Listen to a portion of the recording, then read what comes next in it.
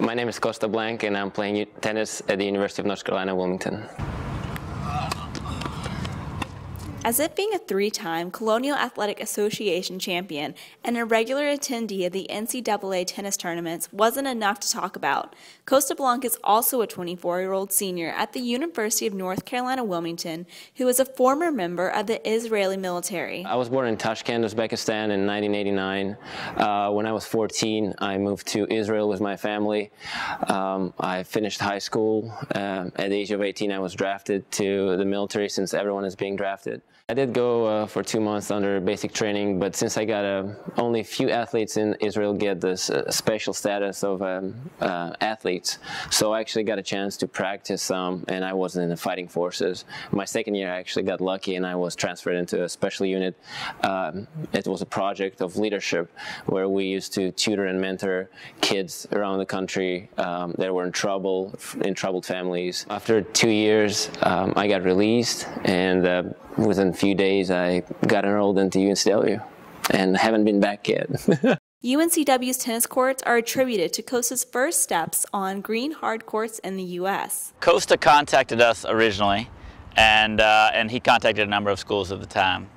And it turned out that a buddy of his that actually had roomed with him and the juniors was on the team. So we kind of had a personal connection with him. For Kosta, playing tennis was his meal ticket to living a life in the United States. Playing tennis gave me a lot of opportunities, you know, and the biggest one is coming to the United States and representing a university here and getting education. I grew up in third world country, and I never thought I would ever come to America and get, you know, a degree here, and the dream came true.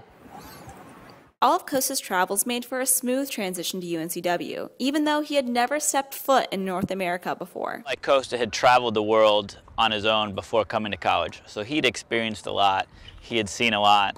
And then on top of that, when he gets here, you know, having 9 brothers and 2 coaches that are going to help you with anything that have all been in similar experiences, I think it makes the transition much, much easier. It gave me an opportunity to, you know, take my tennis to the next level, and at the same time to get education. So I'm improving in my career as a scholar and as a tennis person.